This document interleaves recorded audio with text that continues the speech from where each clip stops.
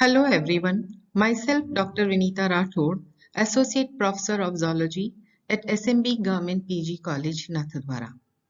Today, in the third part of Biogeochemical Cycles in Ecosystem, we will discuss about carbon cycle. Carbon cycle. Carbon is a fundamental element of all organic compounds.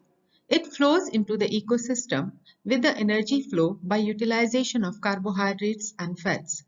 Nature has devised a way to recycle carbon between biotic and abiotic systems, which is called as carbon cycle. Carbon cycle is a gaseous cycle in which the main source of carbon is carbon dioxide, which is present in the atmosphere, and it is also found in the water in dissolved form. Atmosphere, oceans, and living organisms are the main reservoirs of carbon. Carbon चक्र समस्त कार्बनिक यौगिकों का आधारभूत घटक carbon है। Carbohydrates तथा वसा के उपयोग के एकत्रण के फलस्वरूप होने वाली ऊर्जा प्रवाहों के साथ ही यह पारिस्थितिक तंत्र में भी अग्रसित होता रहता है। वायुमंडलीय कार्बन डाइऑक्साइड एवं जल में घुली हुई कार्बन डाइऑक्साइड ही किसी न किसी रूप में इन यौगिकों के लिए आवश्यक कार्बन का मुख्य स्रोत होती है। The carbon cycle is primarily concerned with the atmospheric carbon dioxide, its incorporation into organic matter by photosynthesis, and its subsequent release by the respiration of all the biota. The carbon cycle is a combined process including photosynthesis, decomposition, and respiration by which carbon cycles between its major reservoirs, the atmosphere, oceans, and the living organisms. Carbon cycle is a biogeochemical cycle by which carbon is exchanged among biosphere, pedosphere, geosphere, hydrosphere, and atmosphere of the Earth. Carbon moves from atmosphere to the oceans. The ocean and the other water bodies soak up some carbon from the atmosphere. प्राथमिक रूप से carbon चक्र वायुमंडलीय carbon dioxide, प्रकाश संश्लेषण द्वारा जैविक कार्बनिक पदार्थों के निर्माण एवं सजीवों के श्वसन द्वारा पुनः वायुमंडल में मिलने की प्रक्रिया है। कार्बन चक्र एक संयुक्त प्रक्रिया है जिसमें प्रकाश संश्लेषण, अपघटन तथा श्वसन का समावेश होता है एवं कार्बन अपने मुख्य स्रोतों अर्थात वायुमंडल, समुद्र एवं सजीवों में अग्रेषित होती रहती है। कार्बन चक्र जैव भूरासायनिक चक्र है जिसके द्वारा कार्बन चक्रीय रूप से जैविक तथा अजैविक घटकों के मध्य चक्रित होती है। वायुमंडल से कार्बन समुद्री जल में अग्रेषित होती है जहां कुछ मात्रा में कार्बन जल के द्वारा अवशोषित कर ली जाती है। Flow of carbon into the biotic system. Carbon moves from the atmosphere to the plants. In the atmosphere, carbon is attached to the oxygen, forming carbon dioxide. Carbon flows into the biotic system in two ways. First, by the photosynthesis, and second, formation of shells by marine animals. जैविक घटकों के मध्य carbon प्रवाह। वायुमंडल से carbon पादपों में प्रविष्ट होती है। वायुमंडलीय कार्बन ऑक्सीजन से संयुक्त होकर कार्बन डाइऑक्साइड गैस निर्मित करती है तथा इसी रूप में चक्रित होती रहती है। जैविक घटकों में कार्बन का प्रवाह दो विधियों के द्वारा किया जाता है। प्रथम प्रकाश संश्लेषण और दूसरा समुद्री जीवों द्वारा कवच निर्माण की प्रक्रिया। Photosynthesis. Atmospheric carbon enters the biotic system through photosynthesis.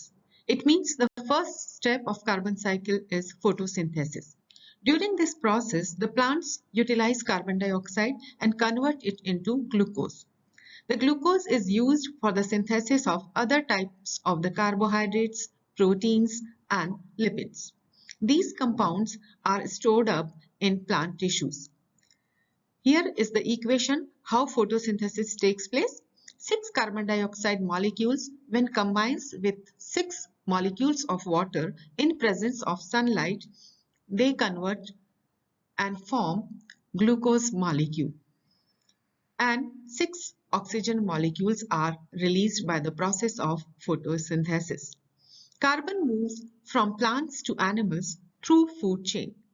The carbon that is in plants moves to the animals that eat them. Animals that eat other animals get the carbon from their food too. प्रकाश संश्लेषण जीवों में carbon dioxide के उपयोग में पहला कदम हरे पादपों द्वारा प्रकाश संश्लेषण करना है। पृथ्वी पर जीवों के लिए कार्बन का स्रोत वायुमंडल में विद्यमान कार्बन डाइऑक्साइड है। प्रकाश संश्लेषी स्वयंपोषी पादपों द्वारा कार्बन डाइऑक्साइड का अवकरण से जैविक कार्बनिक यौगिकों का संश्लेषण होता है। सर्वप्रथम कार्बन डाइऑक्साइड जब जल से मिलता है तो प्रकाश की उपस्थिति में प्रकाश संश्लेषण की विधि के द्वारा ग्लूकोज का निर्माण किया जाता है। कार्बन तथा ऑक्सीजन एवं हाइड्रोजन सूर्य के प्रकाश की उपस्थिति में साधारण कार्बोहाइड्रेट्स अथवा ग्लूकोज में परिवर्तित होते हैं।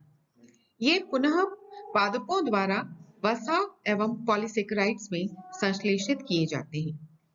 वसा तथा पॉलीसेकेराइड्स जो पादपों के ऊतकों में एकत्रित होते हैं, जंतुओं के द्वारा खाए जाते हैं तथा इन कार्बनिक यौगिकों का दूसरे यौगिकों में दोबारा संश्लेषण होता है। शाकाहारी प्राणी पादपों को खाकर इनके कार्बनिक यौगिकों का पाचन करते हैं और पुनः इन यौगिकों को दूसरे यौगिकों में संश्लेषित करते हैं। इन शाकाहारी जीवों को फिर मांसाहारी जीव खाकर के पाचन करते हैं और दोबारा इन यौगिकों का दूसरे यौगिकों में संश्लेषण करते रहते हैं। Formation of shell. Formation of shell is the second way by which the carbon from the atmosphere moves into the biotic system. The carbon dioxide, which is found in the dissolved form in seawater, is utilized by marine animals like protozoans, corals, mollusks, algae, etc. for construction of their shell in the form of calcium carbonate. Here are the reactions how this calcium carbonate is formed. The carbon dioxide, when reacts with the water, it forms carbonic acid. The carbonic acid then dissociates into hydrogen ions and bicarbonate ions. The bicarbonate ions, when react with the calcium ions, they form calcium carbonate. And in this way, various animals which are found in seawater, they form shells around their body.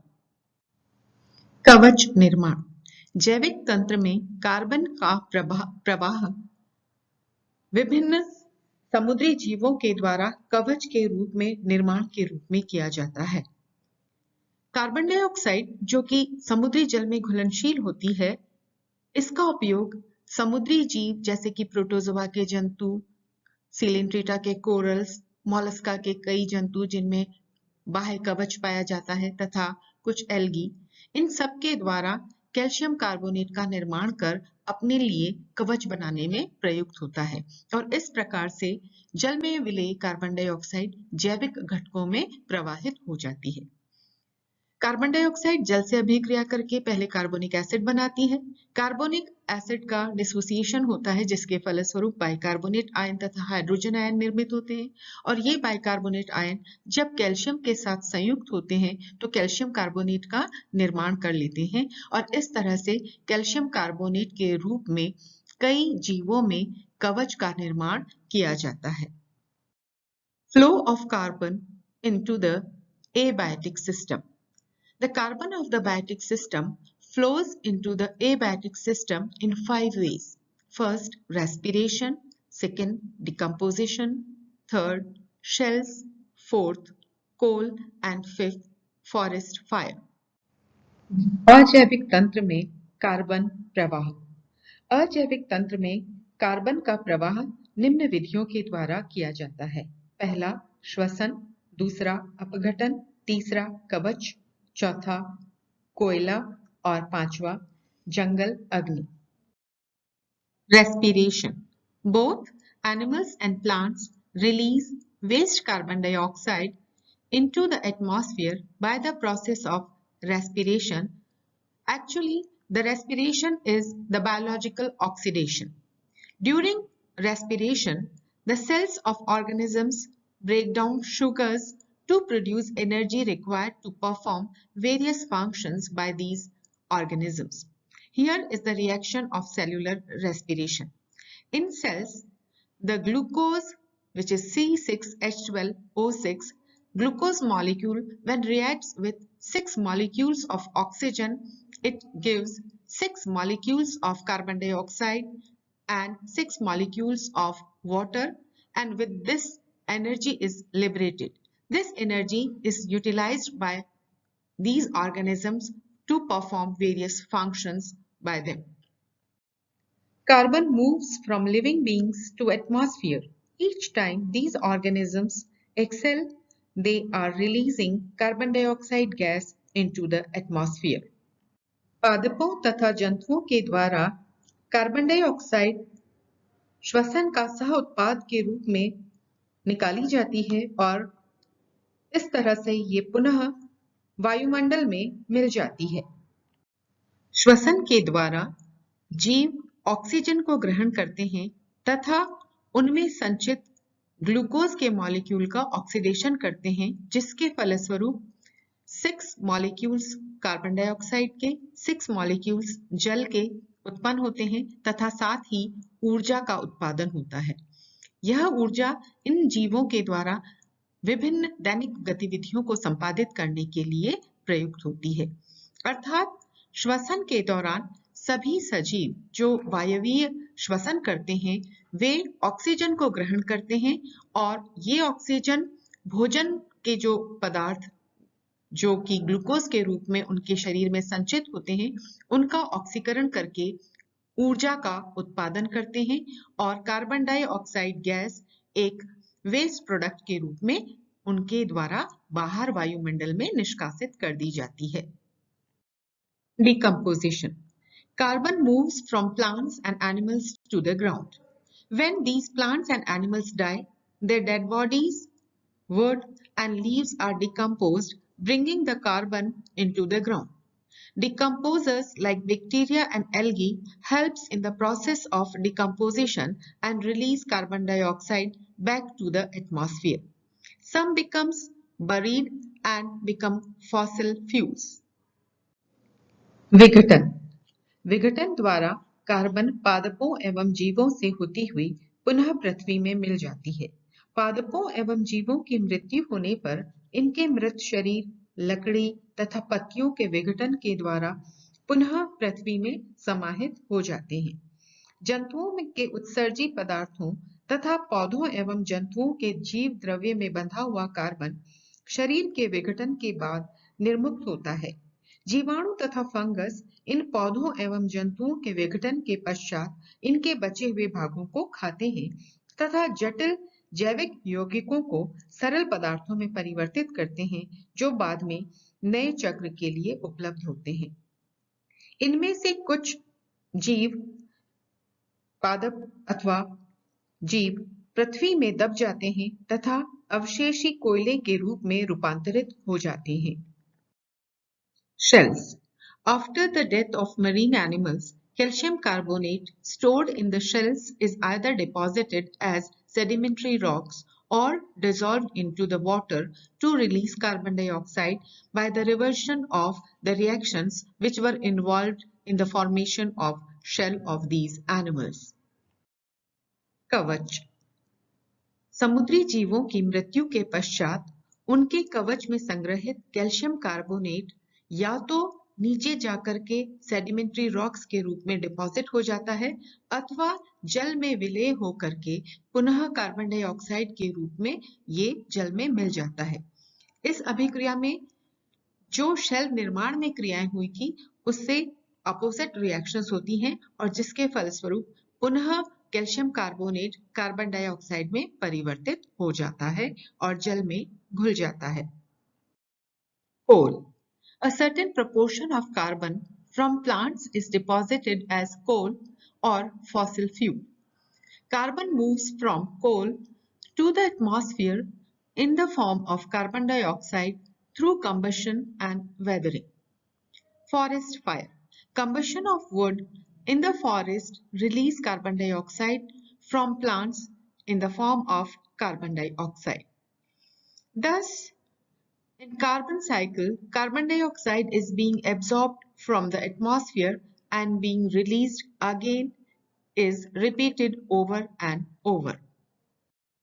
कोयला पादपों द्वारा कुछ मात्रा में carbon पृथ्वी में संचित कोयले के रूप में परिवर्तित हो जाता है और वहां संग्रहित रहता है। इस कोयले को जलाने से कार्बन डाइऑक्साइड पुनः वायुमंडल में मिल जाती है। जंगल की आग। जंगल में लकड़ी के जलाने के फलस्वरूप भी वायुमंडल में कार्बन डाइऑक्साइड मिल जाती है।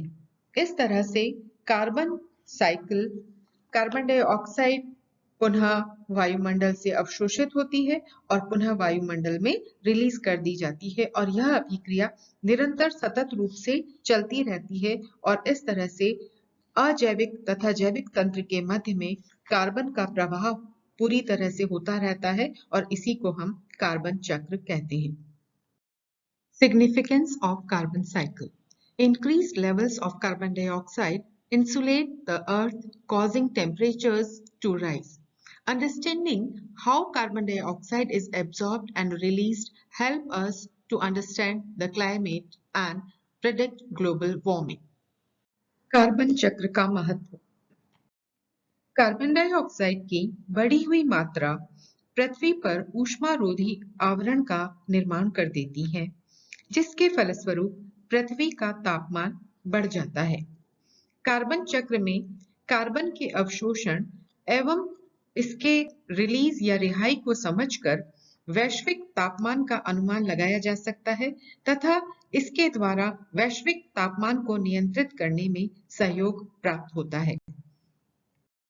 We can summarize carbon cycle by this diagrammatic representation. The carbon dioxide, which is present in the atmosphere in the form of carbon dioxide gas, is first utilized by the process of photosynthesis by the plants. These plants, when respire, they also release carbon dioxide into the air. The plants are eaten up by herbivores, and then herbivores are eaten up by carnivores. These, when die, they are decomposed, and after decomposition, the carbon dioxide gas is released and which again enters into the atmosphere as carbon dioxide gas. The herbivores and carnivores and plants, all living animals, when respire, they release carbon dioxide, which ultimately comes to the atmosphere.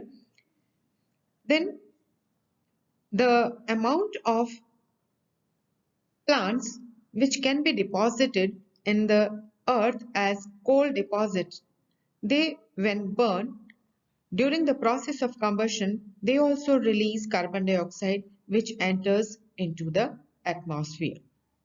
Some amount of the carbon dioxide is dissolved in the oceans and it is utilized by the animals which are present in the sea. The carbon dioxide, when reacts with the water, it forms shells in the form of calcium carbonate for various shelled animals which are found in oceans.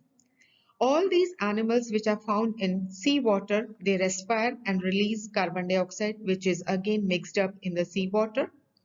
After the death of these marine animals and the shelled animals, their dead bodies are decomposed and their shells are also used as sedimentary deposits as calcium carbonate in the ocean, and after decomposition they also release carbon dioxide. And sedimentary deposits which are formed from the shells of these animals, after erosion they again converted into the carbon dioxide which is found in the sea. And thus we can see that the carbon in the form of carbon dioxide is circulating among abiotic and biotic system. So this is all about carbon cycle. In the next cycle, we will discuss some other biogeochemical cycle. Thank you.